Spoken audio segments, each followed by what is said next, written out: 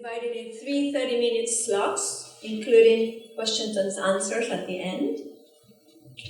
So we need to be mindful of time, as the embassy needs to close their doors at 9:30. So please help me keep track of the schedule. So we are proposing a small break around 8 p.m. for toilet needs or for regaining concentration if needed. We will see how we go with this. But mainly I would like to say that we couldn't be more proud of the experts that will be speaking for us today. Generous, committed, and very knowledgeable, so please take the most out of it. To begin with, so I would like to introduce Alexandra Saper. This is French, and I've been told. She's the global brand manager of Oral Smokeless. This is a Philip Morris branch for smoke-free products. Very cool. She's worked previously for Dawson's, for Sky, Tesco, McCann, always within brand marketing and advertising roles. And on the personal side of her life, she's shared with us that she's remortgaging her flat, planning her next big holiday in a very sunny destination. We all agree on that. And, listen to this, developing a dance choreography for a family event. So I would very much like to see the final product. Maybe next meeting you could share with us. So a big round of applause for Alex.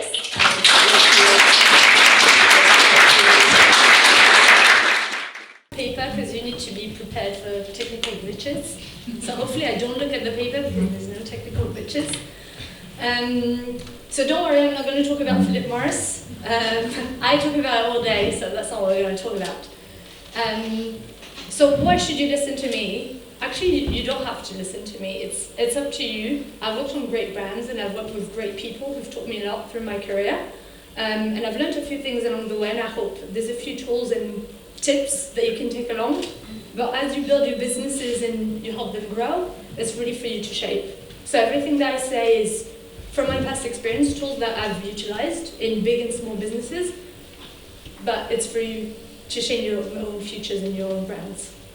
So Noel first approached me because we used to work together at Sky, so he's got first-hand understanding of how I work and hopefully how well I work. And he told me, can you talk about branding? And I was like, sure, happy to talk about branding, but who do you want me to talk to? What do they want to hear? Because you can talk about all sorts of different things. And he told me, tell them about why it's important to do branding properly and the importance of consistency. That's cool because I think consistency is very important. Think about some examples and tips that you can share with them and some tools that can help them with their brands. So I was like, okay, that's quite broad. Let's see how I can refine and bring a little story that can help you. So, first thing is I actually looked up the definition of branding. I was like, so you come to me to talk about branding. I've worked in branding. But I'm like, what do people think is branding? So some people think that branding is talking about distinctive wordings or designs used to identify a particular brand and product. Some people think that it's the action of marking with a branding errand, and actually that's the origins of branding, of putting on cows, so we knew who the cows belonged to. And if they were stolen, you knew it was your cow and not someone else's cow. And it also considered being the promotion of a particular product or company by means of advertising and distinctive design. So then I actually asked Google, because I'm like, I always look what's up. So why is branding important? That was the first question. Well, it's important because it results in higher sales in volume or value. So that's where I'll stop, because actually I'm not going to talk to you about branding. Surprise, Noel. Because I believe I do brand building, and everyone who works in brand build brands. So why do we build brands? And why do I talk about brand building? It's an active word, building. So once upon a time, that was one of the biggest brands in the world, Nokia. Probably all of you had a 3310. I know that I loved playing the snake for a long time. And actually, no one has those anymore. When you think phones, you don't think Nokia nowadays. That's what you think about. Or most of you, if you don't have a Samsung or Huawei. So that's important because brands that you build, they don't stay up. They evolve, they become bigger, they become smaller, market share changes, what consumer wants change. So how do you build a brand that works? Well, it takes time. But what is reassuring is every brand that is now quite a big brand was once small. And so going back to that, why is branding important, or brand building, is because it's a lot of money.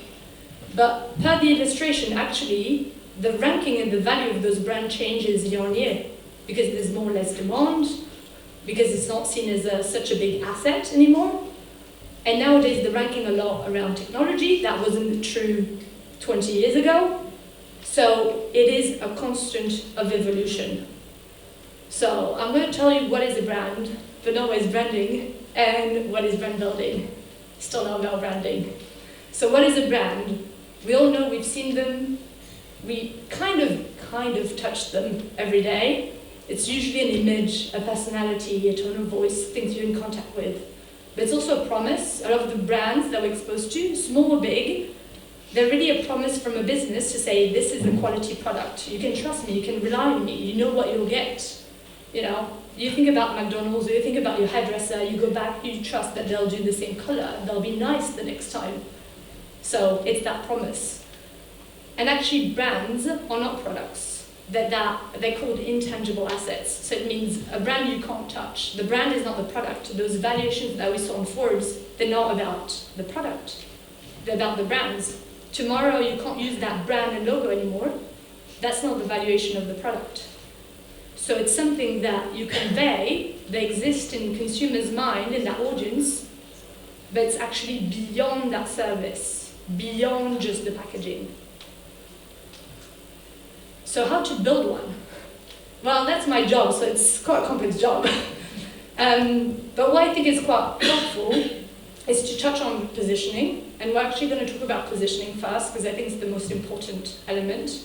Then we'll talk a little bit about identity, but I'm going to do it in a different way, probably, than you're thinking. We're going to talk about consistency, because consistency is very important for big or small brands. Reputation, because we say it's a promise, so reputation is about trusting. How do you build that trust? It's not easy to get and easy to lose, just like our relationships. And then a little bit about comms, because it's also about starting to touch about promotions, even though I won't talk too much about it, because there's other segments about comms. Okay, so brand positioning. What is important? If you don't know what you want to sell, people who you sell it to won't be quite clear about what it is that you're selling. So the positioning, for me, is the first bit. As we've said before, brand building is an ongoing exercise. So it doesn't matter if the brand is already built. It's something that you can do again, look at, refine, update. Or leave as is if you're happy with it. So the first element, and actually it's not in the order of how it's presented, it's usually, we look at brand roots and customer insight, and usually they go hand in hand. So all those brands that are big today in the world, they were once small brands. And usually the founder, once upon a time, saw a problem, and then he was like, oh, that's something I need to resolve. Someone else must have that problem, or someone else must want this product or service. And then it's ratified, what we call customer insight, to make sure someone else wants it. Because if it's just you, we're not going to make a lot of money from it. Second, so we've talked about roots, insight, target audience. On top of making sure someone cares about is understanding who cares about it. And in there we think about heartland and headroom. So heartland is the people you're sure it's going to talk to. Headroom is people who might not need it now, but might need it at some point. So it's good to start to create leads, create that warmth. Then there's I would put it in that order, then the brand purpose. So the reason why the company and therefore the brand exists. And it doesn't need to be necessarily true now in all aspects. It can also be a bit, what we talk about is a North Star. It's almost like a dream. Where do you want to get to? So then it helps you shape changes around the business. You know, saying, I want to become the biggest seller of ice cream around the UK, let's say. Today you might have one shop, but then you create 10, 20. But if you don't have that ambition, you're not going to create a brand that can amplify to that ambition. And then finally, the promise is the one that starts to become external, because that's an internal framework. It's just for you, for your business. The last one's the promise, where we might start to be a bit more explicit, saying, okay, if I have to frame it in a few words that can tell people what my brand is about, regardless if we have copywriter support, we don't always have copywriter support. I've worked also in small businesses, but try to find a way that kind of is easy to comprehend for the audience. Last point is reason to believe. If it's a promise, well, people need to understand why they should trust you. So reasons to believe can be all sorts of things, but if they don't know that much about you, why should they believe you? And usually there's a few things. So we'll just go through one example. Then it's how it's written. It's an example. It doesn't have to be necessarily 100% true. But because those frameworks are always internal, there's no way I can check that that is true. But let's go through it just as an example. So the first one, brand roots. I don't know how much you know about Airbnb, but basically the founder initially could not pay his rent. And he noticed that there were a lot of conferences in the city that he was living in the US. And he needed more money, and people could not find hotels because there was those busy conferences, all the hotels were booked. So he's like, well, I have space in my flat. Someone can just rent it for 2 days. So that's the root, but that's also the inside. That's what kind of they're paired. So the element around inside is, well, that person who came in actually rented his room for those few days during that conference. Actually, he thought that was a benefit to be in someone's house versus a hotel. And actually, he got tips from him. They showed him around. There was kind of an added value around having the eye of the local, and that helped, and that's how it started. The audience around Heartland and Headroom, well, initially, obviously, being in someone's place is a bit different, especially when it first started. It was not as luxurious as going to a hotel. It's not the same standards. So initially, the Heartland were quite younger travelers, even if on business, someone perhaps not 55, used to, a certain degree of traveling on business.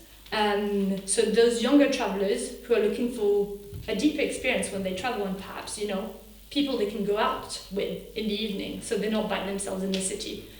And Headroom would be anybody who is prepared to give up the comfort and safety of a hotel. So then we don't know what age they are, we don't know if they're male or female, but some people are more willing than others to lose on that comfort. Then we can start to look at the brand purpose. So we exist to make people around the world feel like they could belong anywhere, because then you're within a city, within a certain block, you've got a local pub. For example, if we're in England, you don't have the experience if you're staying at the Ritz-Carlton. That's just, you don't see it through the eyes of a local. The brand promises, it might start to shape in wording that is easy to sort of digest. At Airbnb, we tend to listen to locals. I don't know, maybe that's true, maybe that's not exactly how they frame it, but more or less accurate. Reasons to believe, remember that's a guiding star. So right now, that might be true. Now they offer listings around 191 countries, 65,000 cities. That wasn't true at the beginning. They had one listing, then two listings, a few cities, then a few countries. And now it's 4 million listings, exciting ones, spectacular ones, in tree houses, in castles, so there's actually more to that local experience. And obviously, competitive pricing, that probably was the main benefit at the start, but they've been able to add onto that as they went. So in summary, that positioning should just help you simplify and have a bit of a foundation of what your business is about and who it's for. So you've got that sort of guiding star of the direction where you're trying to take your business and then your brand.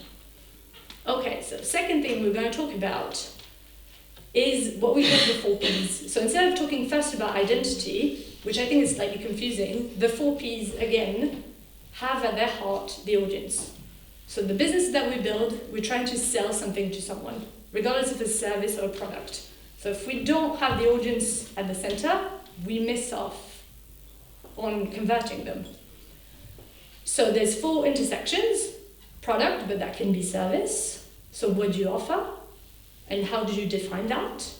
The price, different product or different services that can be quite similar have different prices. A perfume that you find in Boots is a different price than a perfume you find in Harrods. Different audience, different proposition. Places, we've just talked about it, different pricing will mean you are placed in different places. And promotion, you might approach a promotion differently because you're looking at different people and they might be in different places. So how does that look like? A few examples. So I've taken on purpose quite polarizing ones so they're easier to decode. If we think about Nando's, it's a restaurant, they sell chicken. They tell you they sell chicken. It's written chicken, that's helpful. It's approachable colors. We know it's not high end. For 10, 15 quid, you can have a nice dinner that is seated. The kind of branding notes to it. It doesn't look like a 4-star place, but it doesn't look like a kebab place either. So it's not going to be 5 quid either. One of my favorite brands in the world that I'm not a consumer of, Barbie. It's probably one of the biggest brands in the world. But they target little girls, regardless if I agree that little girls should be associated with pink. A lot of little girls still do like pink. I'm not one of them, I like black. And I liked it from a very young age. Still, I had a Barbie. It's pink. It's written, with a nice funky font. You see pictures of dolls. Pfizer, now we all know Pfizer, but probably 3 years ago, none of us knew about Pfizer. We only know about them because of the vaccine, because they don't target us normally as the end user. They target doctors. So doctors know about Pfizer. So it's blue, it's simple, it's clean. It looks like you could trust it. I don't know a lot about medicines, but it looks a bit like DNA, in the logo. It gives you that sort of code of, I'm talking to doctors and I'm a serious brand. I don't look like Barbie and I don't have chicken and Nando's. On the opposite way, Gillette is blue too. It's for men. It's blue, it's black.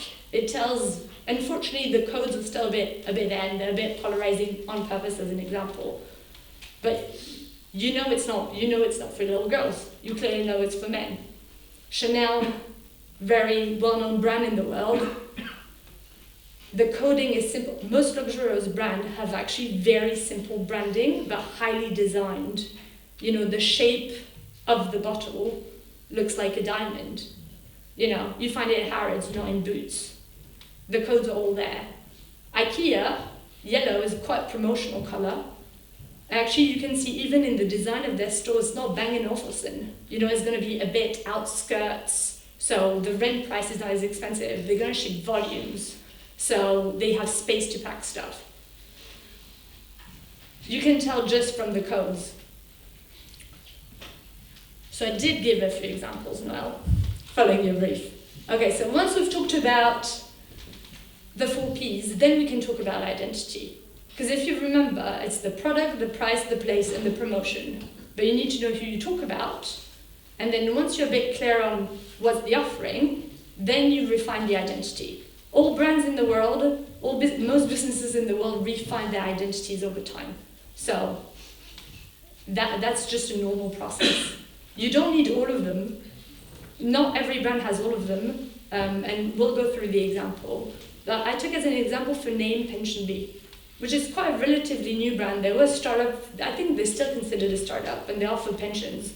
They offer pensions, then no one knows them, and they're called Pension Bee. They're not called Sunshine. What would Sunshine mean? They're called Pension Bee. They tell you on the tail what it is. You'll remember it.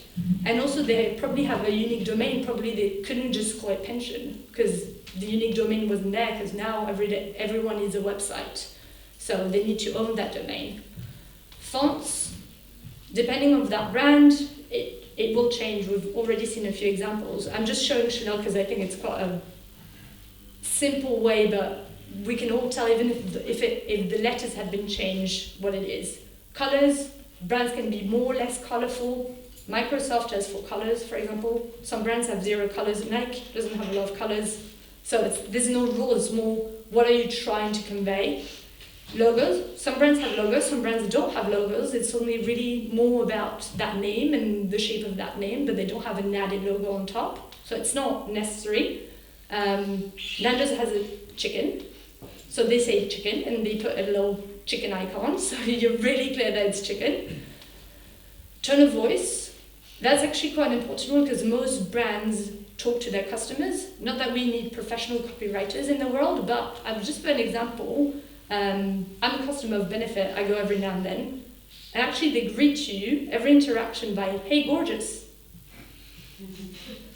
Well, it's a beauty institute. They want to make me feel pretty, you know? Obviously, if you're Microsoft, the email that I get saying, do you want to renew your subscription, hey gorgeous? No, it doesn't work. It doesn't need to be written by a copywriter, but you get the sense of the example. If you're a sort of serious brand, B2B, about something in mathematics, I don't know, maybe that exists. You talk in a different way than if you're selling Barbies. Design principles, so more and more brands have to deal with all sorts of interactions that can be mechanic or not. So it can be through apps, it can be through emails, it can be all sorts. The best advice that I can give you is simpler is better. Simpler will always be better, and actually it's hard to do simple, it's easy to do complicated. So, doesn't need to be super high tech, but simple. Where's the button? Where do I need to go next? Can I see it? Tagline, I won't go too long on that, I have to tell you that they exist, but what else? Everyone knows Nespresso, but very few brands actually have a tagline, so you don't need a tagline. Most brands don't have it. Most big brands don't even have them. Okay, now that we've talked about this, whatever you decide for your brand, the key is consistency. Whatever your rules, whatever those principles that you decide for your brand, focus on that and do it well. Do few, but do it well. That is the most important part. If you decide on a logo, you decide on something, make sure it's seen and keep it consistent all the time. Next element, reputation. So we've talked about how brands are promises. So if brands are promises, it's really about reputation. Do you keep up to that promise? And if you don't keep up to that promise, usually people who are mad will tell everyone they know. People happy don't necessarily tell everyone they know. So hard to build, easy to lose. So we're going to talk a little bit about reputation with 7 tips. Maybe you agree, maybe you don't agree. It's 7 tips for you. Whoever is associated with your brand and your business represents your brand and your business. So when I go to my hair salon, how I'm greeted by, the beauty specialist, that is the reflection of the name of that salon. Everything that touches your brand is a reflection of it. So be mindful of everyone who is taking part in your business. Be ready to tackle negative feedback. It always happens. Everyone gets negative feedback. It's human. Obviously, people sometimes are not happy. Sometimes things go wrong. That's fine. Just be prepared. Have a script. Is it, oh, I'm sorry you didn't have a good time, or I'm sorry we didn't do this on time. Let me look into it. Let me look how I can fix it. I'll come back to you in the next few days. Just have something ready to tackle it. Because you can actually fix things. It's just the being ready and being kind and tackling things swiftly. Monitor your brand regularly, so loads of brands now on Trustpilot, Google reviews, all of those. Look at them, look at what people say. If they say good things, say thank you. Great that you had a nice experience with us, nice that you liked our product, glad for this and that. If they don't, tackle it. Per point 2. Sorry, it didn't work well. Can I have your email and I'll try to take it offline and resolve this for you? Look at it. If you put it out in the world and you've got reviews, then do something about it. Provide a good customer experience. Ideally, first time around, we're right, but treat every customer experience as best as you can. If there's feedback that comes, try to tackle it. Sometimes the most best ideas of product improvements or small shifts come and people actually tell you, and then you can enhance what you provide. Deliver on your promise. And then practice transparency. Things go wrong. I remember when I worked in the startup, my last job before this one, we had a lot of things going wrong. We're a financial service. We actually sent emails saying, we're so sorry, there's a problem with the card today. You're not going to be able to withdraw. It's better to tell them than they go and try to withdraw. They're like, I can't access my bank account. And actually, people were patient. People were really patient with us. because they knew there wasn't a problem in the back end. They were warned in advance. Obviously, a few people didn't like it, but I thought it would create way more chaos. And can you imagine? You're talking about people's money. People will reward you for being transparent. Last thing, promoting your brand. So that's more just to start the concept of owned, paid, and earned. Your brand will touch several aspects. Owned, you own those spots, so you control the narrative, website, blog, email, social. Paid, well, you put money behind it. So that can be PPC, display ads, paid social, influencer, print, radio, and whatnot. Actually, when I worked in that small startup, we did a TV ad with a very, very small budget. You wouldn't even believe how small. Really, really small. I didn't think it was possible because I had only worked on big brands. So don't think that, for example, big and mediums are impossible. You can be quite targeted and they can add a lot of value. So it's worth exploring, and more media providers are actually trying to help out smaller businesses, because actually there's a lot of money to make, so why wouldn't they help the small businesses that are tomorrow's growth?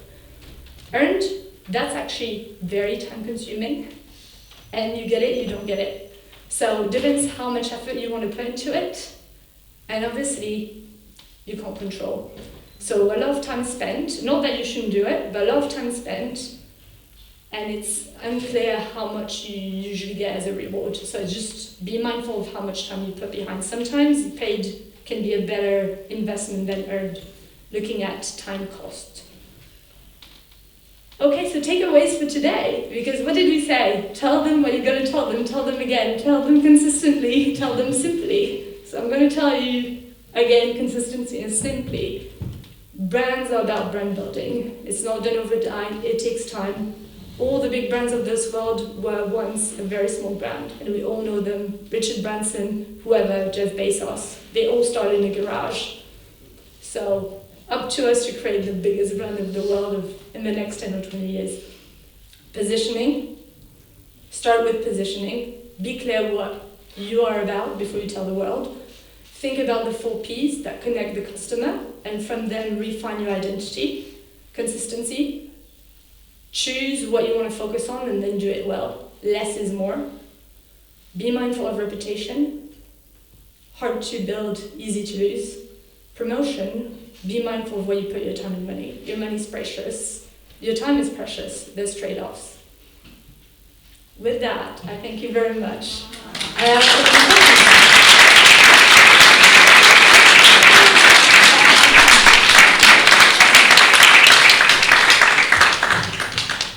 Do we have questions? I have one. There's also you were taking notes, so hopefully good question. I just wanted to know if we can have this. Yeah. I'll take it as a compliment. You can have the deck. Hello. 6 years ago, BlackBerry was the biggest company on earth. Now, they are history. If you were working with them, what would you have told them in order to survive? Thank you.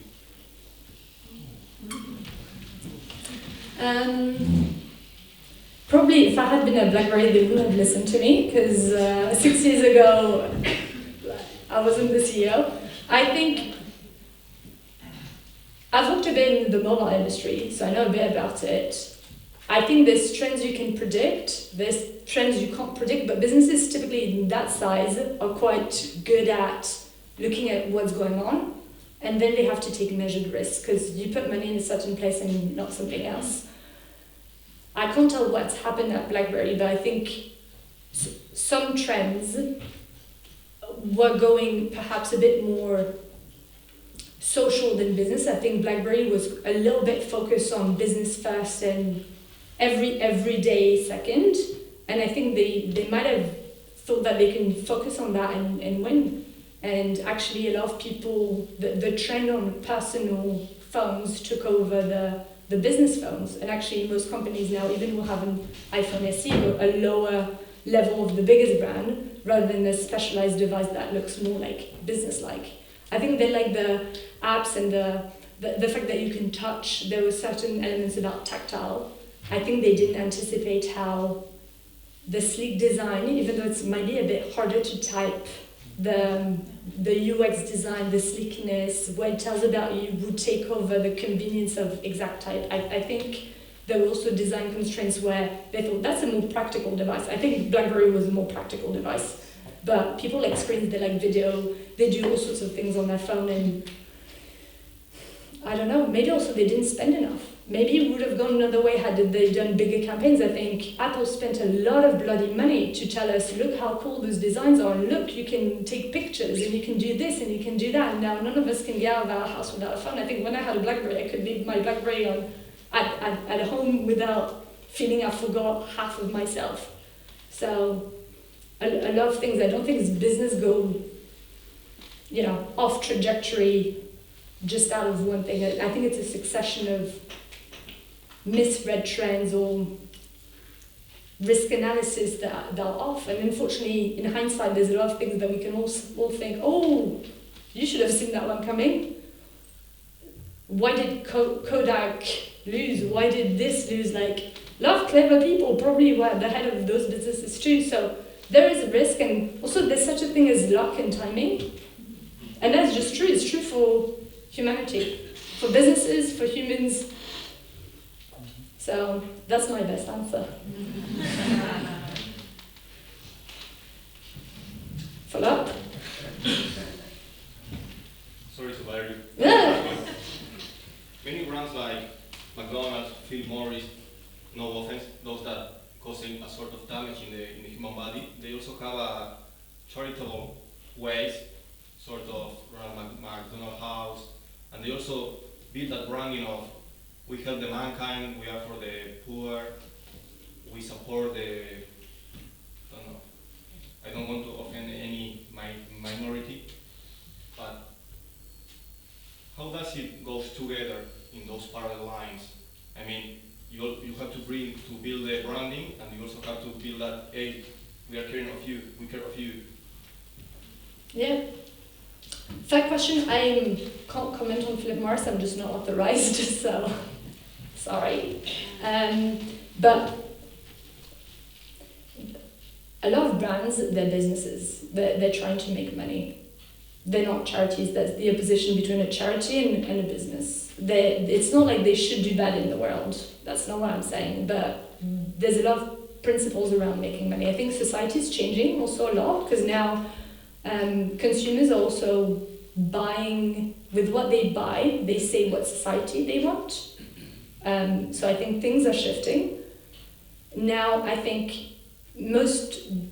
my personal belief is anything that you produce in this world has a cost, not just financial cost, a cost to the planet. That is just truth. We use resources, we use all sorts.